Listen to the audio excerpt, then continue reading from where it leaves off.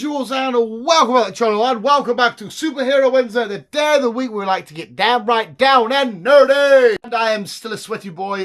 This video is coming out like 2 weeks after, but my TMNT review, spoiler-free review's just been recorded, and it would have got, like I said, got out before this video. So I am explaining it in that video if you've seen it. I am a sweaty, messy, rainy boy because of the walk back from the cinema, but it's going to be a cozy day in this weather.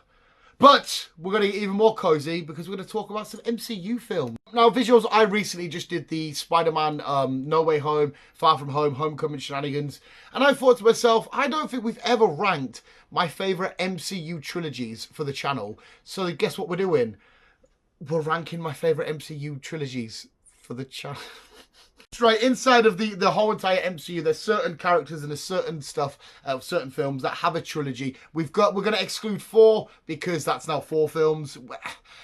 We could maybe bend some rules and say, well, just as it, but no, we're going to stick with people that just have pure trilogies at the time of recording. So that also means we're going to discount Avengers.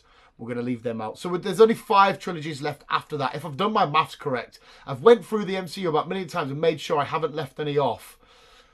And I'm sure there is only 5 left. But visuals, here's a look at my 5 favourite MCU trilogies. Before we actually get started, remember to let me know yours in the comments below, the reasons for and whatnot. Let me know what you think of my list. Let me know what you think of the video. And yeah, please let us know your favourite MCU trilogies. Because I bet everybody's completely different.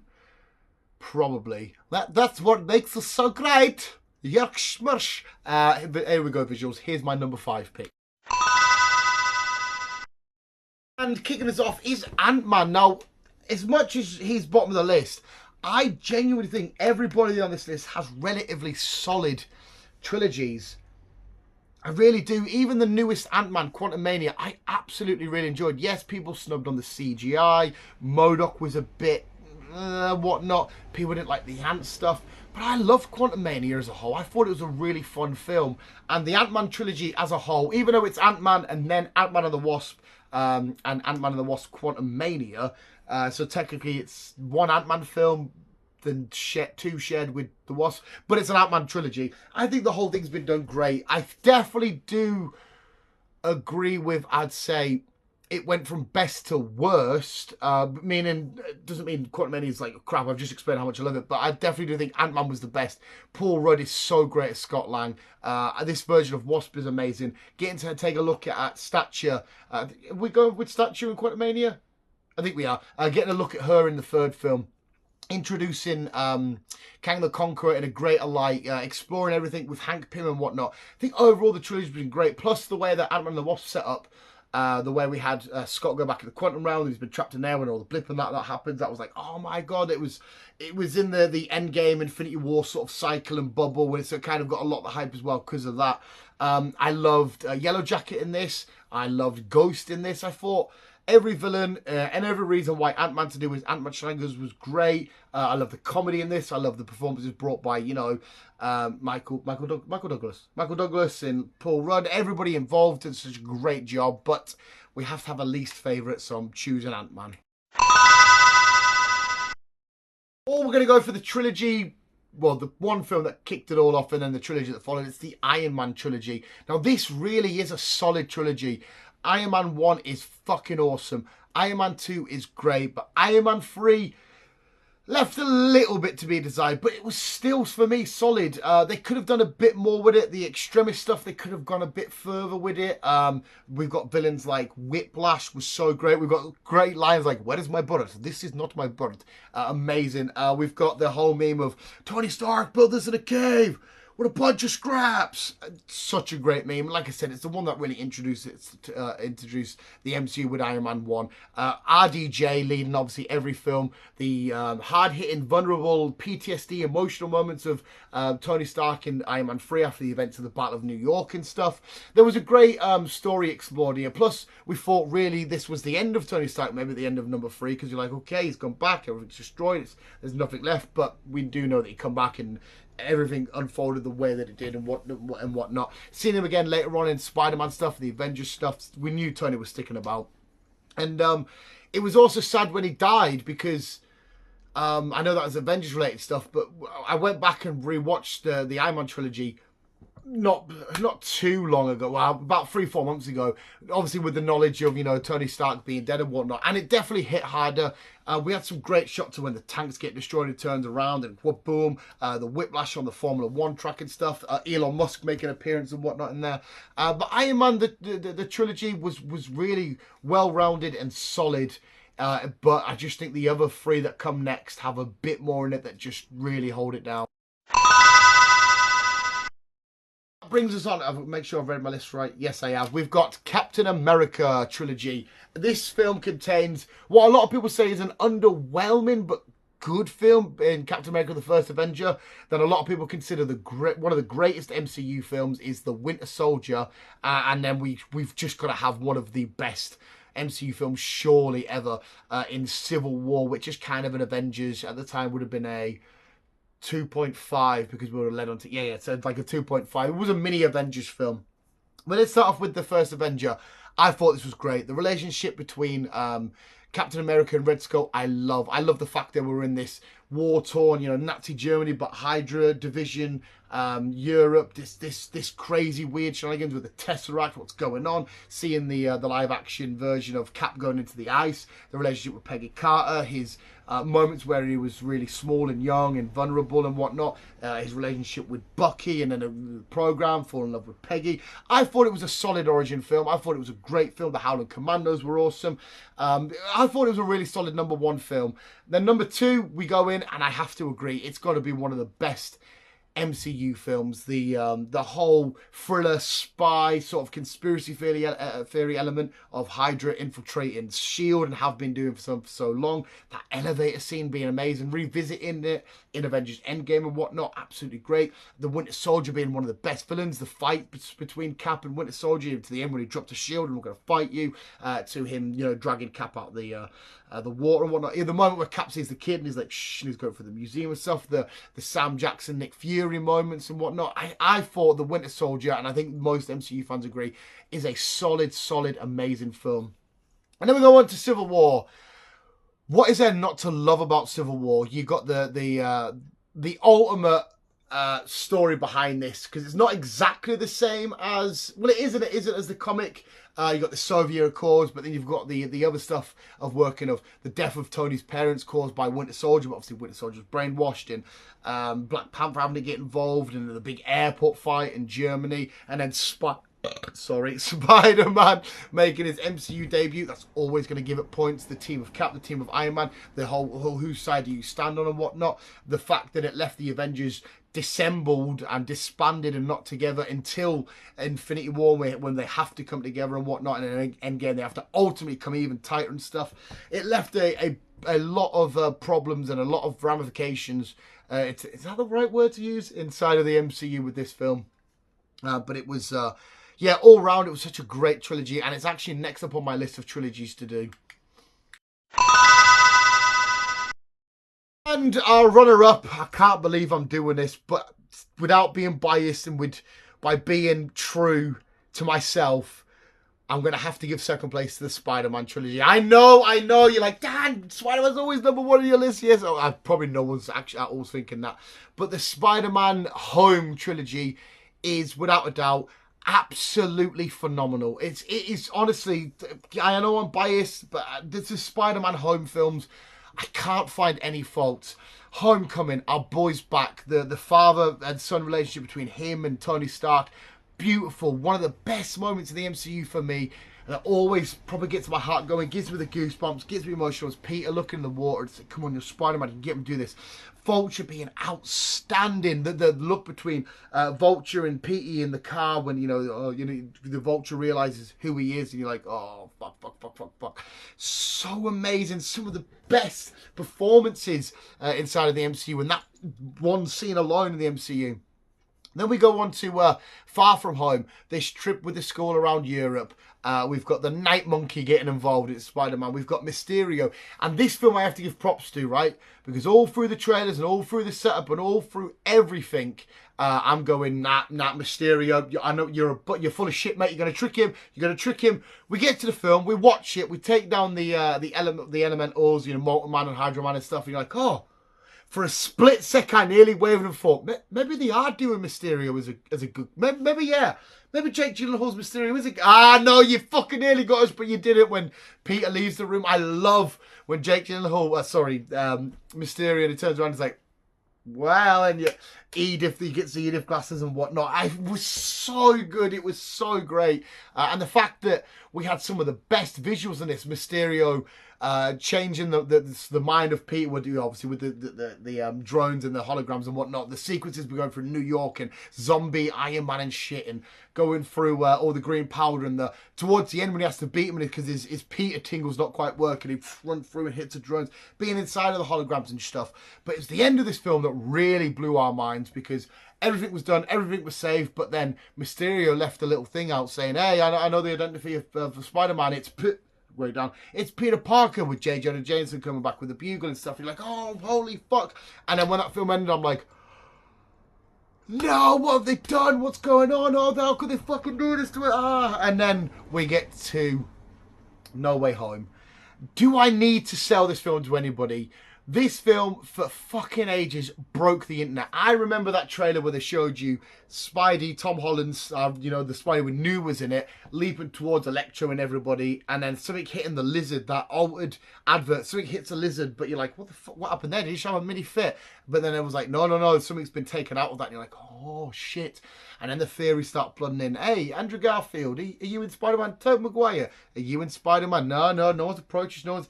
And then boom, I remember the cinema reactions. I remember bursting out in tears watching Andrew come through that portal and Toby coming through that portal. The speeches that they give to each other, the moment of hugging at the end when they've saved the day, the finally working on the same page and swinging to each other. Oh, it was fucking beautiful. MJ being saved by Andrew Garfield. Oh my God. Aunt May dying, heartbreaking. The Goblin coming through the highway, whatever the fuck you call it in America. Doc Ock being the way he is. This version of Electro, loved. Lizard was still fun. Oh my God, visuals. There is not enough epicness to say about this film. One of the greatest films of all time, period, in my opinion. Performances from Benedict Cumberbatch's Doctor Strange, in fact, when they go to the mirror dimension and whatnot like that, and Peter outsmarts, it's all geometry, whatever he says.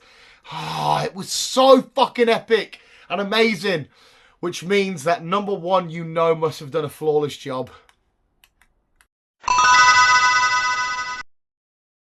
Number one, that leaves us with Guardians of the Galaxy. Yes, and I know they've technically got a Ford-ish kind of film, but it's like 2.5, I guess. It's the Christmas special. But wow, Guardians of the Galaxy. Bravo. Well done, James Gunn. Well done, everybody involved. Chris Pratt to Drax, David, to everybody. Every single person behind this film, on camera, off camera, has done a phenomenal job. The Guardians of the Galaxy, most comic book fans would agree, were okay. Before the film came out, you're like, yeah, I'll check out a little bit of Guardians. They're a bit B, maybe even C-lister. They've had some cool history. They've had some cool interactions, but okay. Guardians Volume 1 hits. We're on Morag. Star-Lord's entering. Redbone, Come and Get Your Love. Now my favourite song of all time. My number one song because of this scene. Plays. He starts dancing. I cry. We see the title card, Guardians of the Galaxy. I'm bursting into tears going, all of a sudden in the first couple of minutes, I've just fallen in love with Peter Quill. And Peter Quill was somebody not even in my top 20. And now all of a sudden, I fucking adore this man now. After this, the comics are shooting up. The characters becoming more popular and whatnot. And just such amazing. Look at the fucking goosebumps. I was so happy and overwhelmed. And like that. This is how you kick off a film. I fell in love with the big tree and the talking raccoon to the point where Free fucking crippled not just me, but I think most of the world. But Guardians of the Galaxy Volume 1 was wacky and kooky and wonderful, and the music was done to perfection throughout the whole trilogy. I don't need to say this again. The music was done to perfection, and we fell in love with these misfits, these motley crew of people that shouldn't have been together. The daughter of Thanos, Drax the Destroyer, who's out there. I'm going to kill Ronan. I'm going to kill Drax. These two rugged fucking hoodlums in the form of Groot and Rocket. This space pirate who doesn't realize it but wants to find family because he's always wanted family because he never really had it with the death of his mum back on Earth and whatnot, and he never really completely felt truly at home with the Ravagers. Finds his family in the Guardians. What a phenomenal way to kick off this trilogy. And then we go into number 2 and we just turn it up. Mr. Blue Sky at the start of this, trying to get the Ambulax batteries, fighting away, seeing Aisha at the end leaning onto Adam Warlock and stuff. The death of Yondu. May have been your daddy, boy. No, may have been your father, boy, but it wasn't your daddy. You know, I'm Mary Poppins. Just, oh my God. Drax and Mantis, their relationship in this. The fight with Ego, phenomenal. Baby Groot. Should have mentioned the sacrifice of Groot in episode 1. Volume 1. Heartbreaking. But Baby Groot in this, fucking, just absolutely. Drax, when Mantis gets hit and she gets hit, he's like, look out, the comedy in all 3 of these films still kept going and going and going. And the heart of it all. James Gunn really did such a great job at turning these unloved characters around to becoming some of the most favourite characters in modern day cinema and maybe modern day comics. I know loads of people, even casuals, that love the Guardians. You know, Groot was one of the biggest successes of all time, whether it be Baby Groot, regular Groot, everyone saying I'm Groot, and the little plant pot form. Everybody got Groot-a-mania. It's kind of like when Grogu, Baby Yoda took over. It was kind of them sort of vibes. Bradley Cooper still being this heart of Rocket. But again, with all that I've said before, and all the funny aspects and all the amazing aspects, we had such a hearty, sort of emotional roller coaster throughout all of these. You know, repairing relationships, gaining new relationships, thinking you're finding your dad, but not really. But then, like I said, the relationship between fucking forgot his fucking name now, Yondu, and Peter Quill being brought more together, and then the Ravishers giving him his Ravisher funeral. It's just all of it was fucking heartbreaking. The love between Gamora and Star-Lord coming even closer. It was just beautiful. And then we get onto Guardians Volume 3. What to the point where I had to get 89 P13 tattooed on my arm.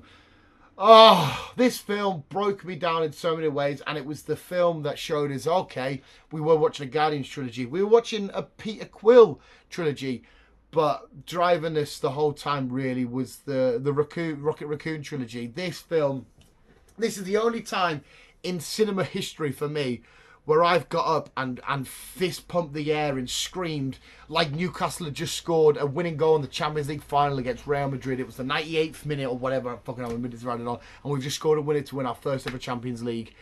I screamed like that when Rocket turns his gravity boots on. He fucking blasts that little fucking slimy, horrible bastard, the High Evolutionary, and says, I'm Rocket Raccoon, and the team come in and they do their bits and bobs and moments, and oh my God, fucking floor and fucking teeth, floored the way that she died, thinking, last moments was panic and whatnot. Rocket's scream, that will all honestly haunt me to the day. I can see if I'm ever lucky enough to live to the age of like 90 odd and I'm laying in my bed and I know I'm going to have a peaceful way out, I'm going to hear that scream. It was so fucking heartbreaking. Seeing Rockets past the way that they showed it, again with the music and everything, adding this, absolutely phenomenal. The action, the team bonding, how Nebula's completely changed throughout these films, where she's so overwhelmed and overjoyed hearing Rocket's back alive. Because obviously, times of the blip and whatnot, she spent a lot of time with him and she really fell in love with him, and they become a real partnership and stuff. Seeing this version of Gamora not really be with the team, but at the same time being with the team, like knowing, okay, I bet I had helped these, but I'm not really with them. She's with the Ravagers and stuff. But even saying, to Pete at the end, I bet we were fun and all that, having to come to terms with, okay, that relationship's not going any further. Peter coming back to Earth and seeing his granddad, the legendary Star-Lord will return. Rocket leading the team at the end here and come and get your love to really bring it all. Oh my God, we start from crying. Seeing it all come full circle and whatnot, it was phenomenal. And the Lord of the Rings, the ultimate trilogy of all time, right? For me, there's no debate. That is the pinnacle of trilogies. Guardians of the Galaxy comes in, and every now and then, depends what my mood is, sometimes goes just like that above it. As it stands right now, because I'm planning on doing a Lord of the Rings trilogy soon, they're neck and neck, they're facing towards the end. But the more I think about Rocket screaming, the High Evolutionary dying and whatnot, I'm just like, okay, maybe James Gunn did a phenomenal job with a bunch of characters, admittedly, no one really give a fuck about. So, wow. And my click is dead. I've talked that much. And there we have visuals. That was my 5 favourite MCU trilogies of all time. Please let me know yours in the comments below. We won't do too much of an outro because I feel like I'm going to emotionally just break down thinking of Rocket and his scream. I was so happy when he fucking clawed his fucking face off. You little fucking ugly, stupid little prick. I love the fact that the High Evolutionary created something that was smarter than him and he couldn't solve the problem that he needed to solve, but Rocket did, and he can't stand it. And I'm like, haha, fuck you. You're not as smart as you fucking think you are, you little prick.